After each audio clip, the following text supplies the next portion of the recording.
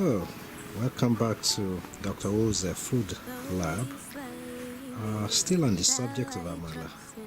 We just thought we could share some interesting insight on the food we eat, and that's the reason why we actually find this project interesting. You'll see there are 4 containers on this platform in front of you. The first one, which I'm picking up, tells you what happens when you decide to filter a bowl of Amala. It shows all the grains and dirt that could sometimes be in the food that we put in our stomach. While many of these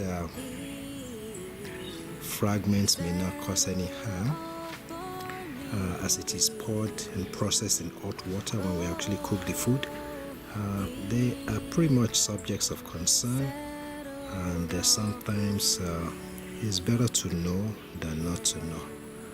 And in this particular container, you see what looks like grains of plastic, a little bit of wax, and other debts which we cannot figure out exactly what they are. My job this afternoon is to run you through the same process and see what happens when you decide to filter your bowl of Elubo before making it. I'm pouring a fresh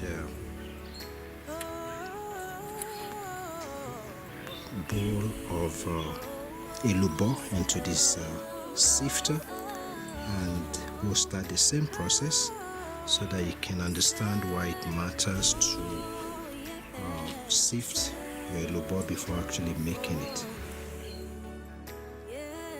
Using a gentle motion, I'll start to sift the Elubo inside the container so that you can see how the finer powder settles.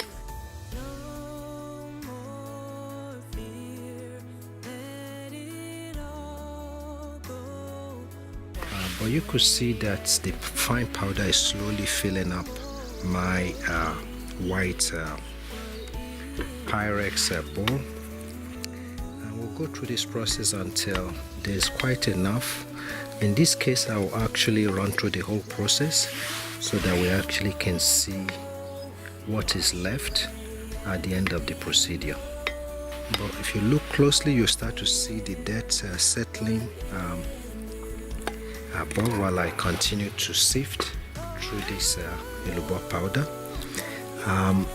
You see that there's another sifter next to the one I'm working with, and that one has a smaller pore size, and this allows me to do another level of sifting just in case I'm not particularly happy with the final product.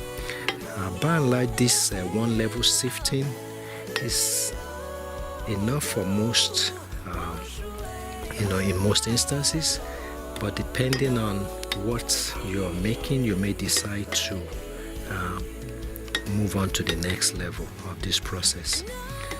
If you look close enough, you still see a lot more of this showing up. You can start to see the size of the grains are much bigger than what we have in the white container, which is much finer. You put the Elubo through a sifter so that you can get a better, finer product, and save yourself from consuming all these other extraneous objects. If you look closely at this particular one, you see different objects in it. Inside this, some which looks like sand, another that looks like just the roots of the yam material, and other pieces of items which could not be fully explained. I hope you borrow from this experience and use it in your cooking. Remember to subscribe to Dr. O's Food Lab.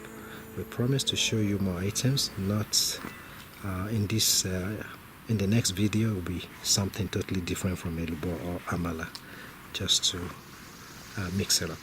Enjoy.